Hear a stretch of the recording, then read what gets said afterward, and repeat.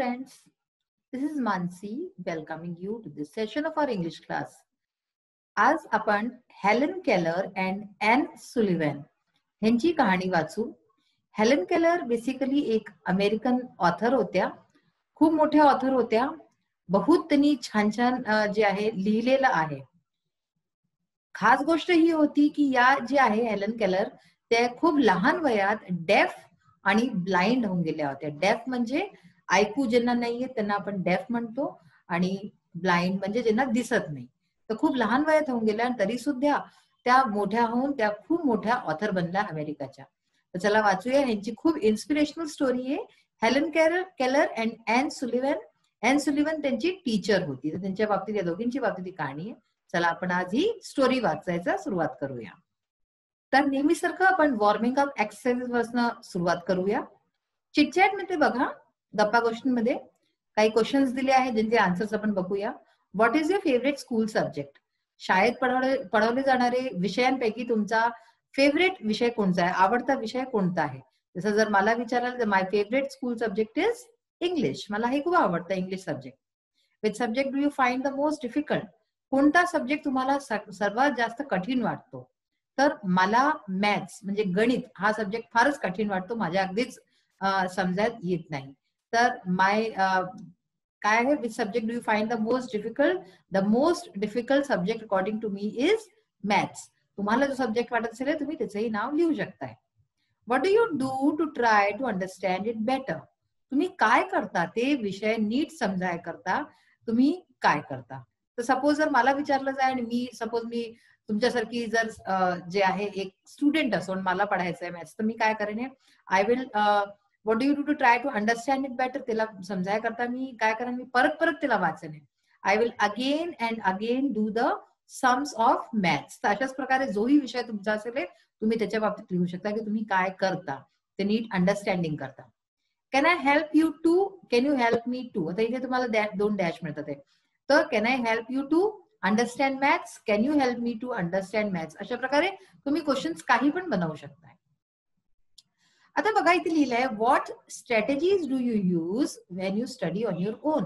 जेव्हा तुम्ही स्वतःहून पढता, अभ्यास करता, तेव्हा तुम्ही काय स्ट्रॅटेजीज अपनावता? म्हणजे काय असे काम असे कोणते करता ज्याच्याने की तुम्ही नीट प्रकारे अभ्यास करू शकेल, तर की तुम्हाला नीट लक्षात राहील. पहा त्याच्यात काही गोष्टी दिल्या आहेत, आपण त्यांना वाचू. रीड द बुक अलाउड म्हणजे की पुस्तक जोराजोराने वाचता. हे सगळं जे आहे ना मुलं करतात, अक्सर करतात की ताकी त्यांना नीट समजण्यात येईल. तर रीड द बुक अलाउड म्हणजे जोराने पुस्तक वाचणं. Memorise answers. मेमोराइज आन्सर्स म्हणजे पाठ करणं, ज्याला आपण रटणं म्हणतो ना, तर मेमोराइज आन्सर्स वाचून लर्न करणं, पाठ करणं. Copy readymade answers. Readymade answers म्हणजे जे तुम्हाला, जसे की मी तुम्हाला याच्यात सांगते पीपीटीज वगैरे मध्ये की आन्सर्स कसे लिहायचे, तर त्यांना पाहून जसंच तसं तुम्ही पाठ करून घेता. Read silently and attentively. खूप शांतपणे एकदम शांत जागेवरती बसून वाचायचं आणि अगदी लक्ष देऊन वाचायचं, त्याच्याने तुम्हाला समजत येतं. Make your on notes. स्वतःचे नोट्स बनवता. Identify difficult words and look them up in a dictionary. तुम्ही जोही विषय वाचता त्यात तुम्हाला काही जर कठीण शब्द वाटतात तर त्यांना तुम्ही पाहता, त्यांना लिहिता आणि त्यांना डिक्शनरीमध्ये शोधता, शब्दकोशमध्ये. Discuss with your friends. मित्रांबरोबर डिस्कस करतात या बाबतीत की भाई मला हे नाहीये, तुला काय येतं, अशा प्रकारे मित्रांबरोबर डिस्कस करणं हा एक खूप चांगला जो आहे हा पर्याय आहे. रीराईट certain parts on your on. काही विषयाचे काही पार्ट्स जे आहेत ते तुम्ही स्वतःहून लिहिता. Draw diagrams for your on reference. स्वतःच्या रेफरन्स करता म्हणजे स्वतः समजण्यात येईल त्यासाठी तुम्ही आपल्या हिशोबे डायग्राम्स वगैरे बनवता ताकी तुम्हाला समजण्यात येईल. Try to remember what you have read. आणि तुम्ही जे पढलंय, जी वस्तू तुम्ही पढून चुकले आहात त्याला तुम्ही लक्षात ठेवायचा प्रयत्न करता. तर ह्याच्यातनं काही पण गोष्टी, खूप साऱ्या गोष्टी अशा असतील ज्या तुम्ही करू शकता या ज्या तुम्ही करत असाल आधीपासून. आता बघा लिहिलंय, take the strategies you find most useful for yourself. ह्याच्यातनं तुम्ही टिक करू शकता ते स्ट्रॅटेजीज जे तुम्हाला तुमच्याकरता युजफुल वाटतं, म्हणजे जे तुम्हाला वाटतं की तुम्ही कराल तर तुम्हाला जास्त लर्न होईल चांगलेशे. List other strategies that you know of. आणि ह्याच्याबरोबरच तुम्ही आणखी स्ट्रॅटेजीज लिहू शकता आपले, जे की तुम्हाला असं वाटतं की ज्याच्याने तुम्हाला चांगलं लर्न होतं. तर हे तर झालं आपलं ह्याची गोष्ट की तुम्ही आपल्या स्वतःहून स्टडी कसं करता. आता हा जो चॅप्टर आहे ज्या विषयाशी संबंधित तुम्हाला मी सांगितलं होतं हेलन केलर, ज्या की काय होत्या डिसेबल्ड होत्या, म्हणजे की त्यांना त्या डेफ होता आणि त्याच्याच बरोबर त्या ब्लाइंड पण होत्या. तर डिसएबिलिटीज ज्या असतात माणसाच्या खूप विभिन्न प्रकारच्या असतात. तर त्याच्याशीच रिलेटेड हे पुढचं काहीतरी आहे, हे आपण वाचूया. Discuss the challenges that people have to face due to disabilities. त्याच्यात काय करायचंय, जे लोकांना डिसएबिलिटीज असतात, सपोज कोणी जे आहे नीट बोलू नाही पावत, कोणाला नीट ऐकू नाही येत, कोणी डोळ्यांनी आपल्या बघू नाही शकत है ना, आणि असे खूप विभिन्न प्रकारचे असतात मेंटल फिजिकल डिसएबिलिटीज. तर तुम्हाला हे डिस्कस करायचं, हे असं सोचायचं आहे की ते लोक काय चॅलेंजेस फेस करत असतील डे टू डे लाईफ मध्ये. म्हणजे सपोज की ते कुठे जातात तर त्यांना काय त्रास होत असतील हे आपण सोचू शकतो ना. सपोज कोणी मार्केट गेलं आणि कोणी असा व्यक्ती आहे की ज्याला ऐकू नाही येते, ठीक आहे ना. आता मार्केटमध्ये सपोज गेलाय तो, तर मागून गाडी येते आणि त्याला हॉर्न ऐकूच नाही आला, त्याच्याबरोबर ऍक्सिडेंट होऊ शकतं किती मोठा. तर अशा प्रकारचे खूप, हे ते एक लहानचं उदाहरण होतं, अशा खूप गोष्टी आहे ज्या होऊ शकतात अशा प्रकारच्या डिसेबल्ड लोकांबरोबर. What provisions should be made in public places so that everyone gets the same access to public facilities? आता पब्लिक प्लेसेस वरती जिथे हर कोणी येऊ जाऊ शकतं, अशा ठिकाणी काय वस्तू काय काम असे केले पाहिजे की साधारण सामान्य लोकांबरोबर हे लोक पण तिथे ऍडजस्ट होऊन जाय, हे लोक पण फॅसिलिटीज ज्या सुख सुविधा आहेत हे लोक पण भोगू शकेल, अशा प्रकारचे ज्यांना काही डिसेबिलिटीज आहेत, ज्यांना काही त्रास आहेत. Observe your surroundings and write whether such facilities are available. तुम्ही आपल्या आजूबाजूला पहा, काय तुम्हाला काही असं दिसतं आजूबाजूला, म्हणजे की जिथे तुम्ही राहता, जिथे तुम्ही खेळता, तुम्हाला असं काही वाटतं काही आहे तुमच्या सराउंडिंग्स मध्ये जिथे की अशा टाईपच्या लोकांकरता काही विशेष सुविधा दिलेली आहे? जास्त तर नसते, पण आजकाल खूप ठिकाणी शाळांमध्ये कॉलेजेसमध्ये सुद्धा आणि हॉस्पिटल्समध्ये पण अशा लोकांकरता सुविधा दिल्या गेल्या आहेत. How can you help to improve the situation? तुम्ही काय कराले की ज्याच्यानी अशी जी सिच्युएशन, ही जी परिस्थिती आहे ती जी आहे ती काय होईल, ती इम्प्रूव्ह होईल. तर हे पहा, इथे एक टेबल दिली आहे. डिसएबिलिटी, कोणत्या कोणत्या डिसएबिलिटी आहे? हिअरिंग लॉस अँड डेफनेस, म्हणजे की कमी ऐकू येणं किंवा डेफनेस, डेफनेस म्हणजे अगदीच ऐकू नाही येणं.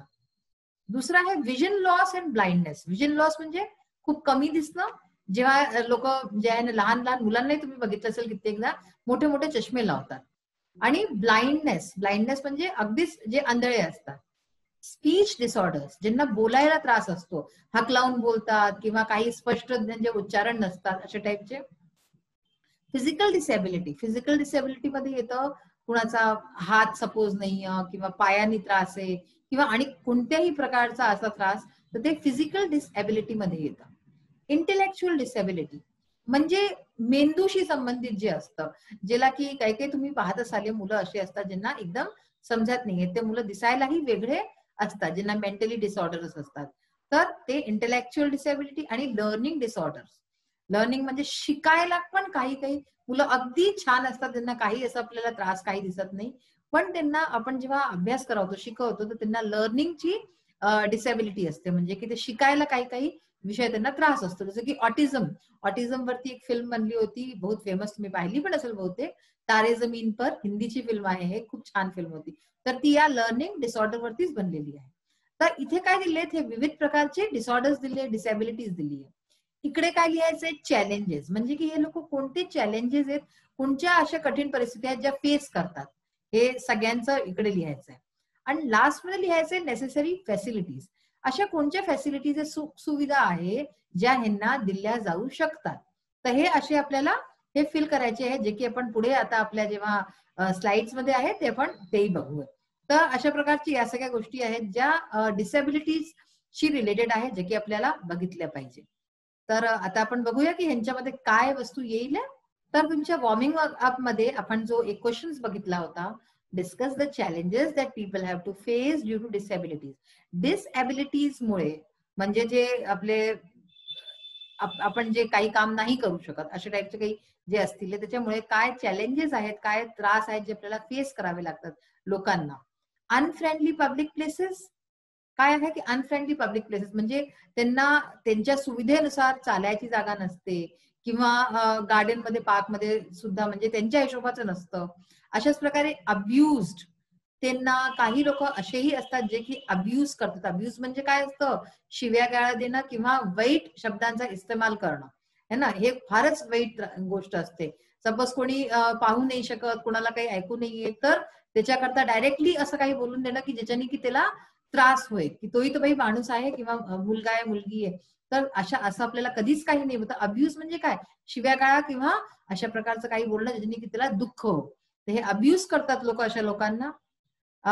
एक्सप्लॉइटेड, त्यांना एक्सप्लॉइट करतात त्यांच्या या गोष्टींकरता. म्हणजे त्यांना मेंटली आणि फिजिकली पण टॉर्चर करतात, कामं करवतात अशा लोकांना. एक्सक्लुडेड म्हणजे की त्यांना समाजाचा जणू काही बाहेर करतात, त्यांना ते लोक आपला हिस्सा नाही मानत अशा लोकांना. इन्फिरियोरिटी कॉम्प्लेक्स, आणि मग अशा लोकांना असं सगळं झाल्याने काय होतं की त्यांना इन्फिरियोरिटी कॉम्प्लेक्स होऊन जातं, त्यांच्यामध्ये आत्मविश्वासची खूप कमी होऊन जाते. तर हे सगळे जे चॅलेंजेस आहेत हे लोक फेस करतात ज्यांना डिसेबिलिटीज असते.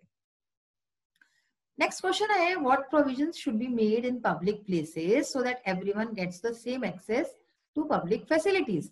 म्हणजे की पब्लिक फॅसिलिटी जी जनताला सुविधा मिळेल, इथे काय अशा चीजा केल्या पाहिजे ताकी त्या लोकांनाही त्या सुविधा मिळेल. Suitably altering buses, airplanes, train compartments to make them accessible to persons with disabilities. म्हणजे की हे लोक कुठेही जर सपोज यात्रा करतात ट्रेन मध्ये, एरोप्लेन मध्ये, बस मध्ये, तर त्यांच्या हिशोबे सुद्धा तिथे चढाय उतरायचं, त्यांच्या हिशोबे तिथे सीट्सचं या सगळ्याचं म्हणजे त्यांच्या सुविधाचं लक्ष ठेवलं पाहिजे. Making necessary curbs, cuts and slopes in payment for wheelchair users. ज्या लोकांना पायाचा त्रास असतो, पाय नाहीये किंवा आणि काही पण प्रॉब्लेम आहे, व्हीलचेअरचा युज करतात ते लोक, तर त्यांच्याकरता काय करायचं? पेव्हमेंट्स वगैरे बनवायचे की ज्याच्यावरती व्हीलचेअर आरामाने तिथे जाऊ शकेल. म्हणजे शिड्या नसून असे पेव्हमेंट्स, आणि त्यांना आराम राहील. मग आहे providing ramps at all public places. जितकेही पब्लिक प्लेसेस आहेत तिथे रॅम्प असले पाहिजे ताकी या लोकांना चालाय फिरायला, किंवा कोणी व्हीलचेअर वरती आहे तर त्यांना आसानी राहील, सुविधा राहील. Engraving edges of railway platforms for the benefits of the visually impaired. Visually impaired म्हणजे ज्यांना दिसत नाही किंवा कमी दिसतं अशा लोकांकरता जे आहे रेल्वे प्लॅटफॉर्म वरती पण एजेस म्हणजे की जे किनारे असतात तिथे एनग्रेव्ह लिहिलं सुद्धा पाहिजे त्याच्यानी, ताकी ते समजू शके आणि जे आहे त्यांना त्रास न हो. नेक्स्ट आहे, observe your surroundings and write whether such facilities are available. How can you help to improve the situation. आता आपण जो प्रश्न वाचला होता की आपण त्याच्यात काय करू शकतो, तर बघा इथे 3 जे आहे हेडिंग्स आहेत. पहिला आहे की जी डिसेबिलिटी आहे, मग चॅलेंज अँड नेसेसरी फॅसिलिटीज. याच्यात मी सगळे तुमचे जितकेही डिसेबिलिटीज नाही घेतले आहेत, 2-3च घेतले आहे, बाकी तुम्ही स्वतःहून करायचा प्रयत्न करा. तर पहिला घेतला आहे विजन लॉस अँड ब्लाइंडनेस, ज्यांना कमी दिसतं किंवा जे पाहूच नाही शकत असे, ही डिसेबिलिटी आहे त्यांची. चॅलेंज काय ते फेस करतात? Traveling and walking down a crowded street, it affects a person's ability and physical movements. ठीक आहे ना, की कुठे जर भीडभाडच्या इलाक्यामध्ये त्यांना जायचं तर त्यांना फार त्रास होतो अशा जागी. आणि अशा प्रकार काय होतं, एका व्यक्तीचं एबिलिटी फिजिकल मुवमेंट म्हणजे की तो चालाय फिरायलाही त्रास होतो, कारण की विजन नाहीये त्याला, ब्लाइंड येतो. फॅसिलिटी काय दिली पाहिजे? Talking book studios. Talking book स्टुडिओजनी काय होईल? तो ऐकून काम करेल. Learning lab, computer lab where they can hear and learn, जिथे ते ऐकून आणि शिकू शकेल. स्पीच डिसऑर्डर्स, डिसेबिलिटी आहे. स्पीच म्हणजे जे बोलायचं जे प्रॉब्लेम आहे त्याच्यात चॅलेंज काय आहे? Hard to engage in the normal give and take of conversation. ते काय प्रॉब्लेम त्यांना फेस करावी लागते? की नॉर्मल कन्व्हर्सेशन, जसं की मी इथून तुम्हाला सांगते, तुम्ही तिथून ऐकतायत, ठीक आहे ना, तर मी बोलतेय म्हणून तुम्ही ऐकू पावता, मला बोलायला सपोज त्रास होईल तर तुम्ही ऐकायलाच करता. तर हे कन्व्हर्सेशन जे संवाद असतो ते नाही करू पावत. Have a trouble for sharing thoughts, त्यांच्या मनात काही विचार असतात ते व्यक्त नाही करू पावत. आयडियाज, फिलिंग्स, तर ते आपली भावना व्यक्त नाही करू शकत, हे त्यांचं चॅलेंज आहे. नेसेसरी फॅसिलिटीज काय, जे सुविधा त्यांना दिली जाऊ शकते. स्पीच लँग्वेज पॅथॉलॉजी, त्यांची स्पीच जी आहे ती ठीक करायला अशी language pathology. Hearing screening room, की ऐकून आणि जे आहे स्क्रीनिंग रूम असे असतात. टेक्निकल सपोर्ट त्यांना दिला पाहिजे की ते बोलू शकेल. आता पहा फिजिकल डिसेबिलिटी, ज्या लोकांना फिजिकल डिसेबिलिटी कोणत्याही प्रकारची असते त्यांच्या बरोबर चॅलेंज काय असतो? It restricts the freedom in many ways. त्यांचं फ्रीडम, त्यांची स्वतंत्रता काही प्रकारांनी बाधित होते. Feeling of insecurity while travelling in a public transport, त्यांना खूप जास्त असुरक्षाची भावना असते जेव्हा ते पब्लिक ट्रान्सपोर्ट वगैरे मध्ये जे आहे यात्रा करतात. नेसेसरी फॅसिलिटीज त्यांना काय मिळाली पाहिजे? Awareness about various government welfare schemes. सरकारने आपल्याकडनं खूप सारे स्कीम्स चालवले आहेत त्यांच्यासाठी, त्याची अवेअरनेस असली पाहिजे त्यांना. Should get help from the people. लोकांनाही सुद्धा त्यांची मदत केली पाहिजे. And seats should be kept reserve for them. आणि बसमध्ये, ट्रेनमध्ये किंवा कुठे पब्लिकच्या जागी त्यांच्या सीट्स रिझर्व असल्या पाहिजे, ताकी त्यांना त्रास न हो. तर अशा प्रकारे आज आपण जे डिसएबिलिटी आहे लोकांची विविध प्रकारची त्याच्यावरती विचार केला, गोष्टी केल्या. तर आता ह्याच्या पुढे कधी पण तुम्ही जर तुमच्या समोर कोणी असं येतं व्यक्ती, तर तुम्ही त्याचा कधी पण मजाक नाही उडवायचा, टिल्ल नाही उडवायची. त्यांना संवेदनाने काम घ्यायचं की तोही किती त्रासाने गुजरतोय, त्याला कोणत्याही प्रकारचा त्रास असो. तर त्याच्याशी तुम्ही लोक खूप संवेदनाने गोष्टी कराले आणि त्याला त्रास न हो असं काम कराले. हीच आता माझी विनंती पण मानून घ्या, माझं काही पण म्हणजे समजून घ्या. आजचा सेशन इथे फिनिश होतो. नेक्स्ट सेशन मध्ये परत भेटूया. Till then bye, have a nice day. Thank you.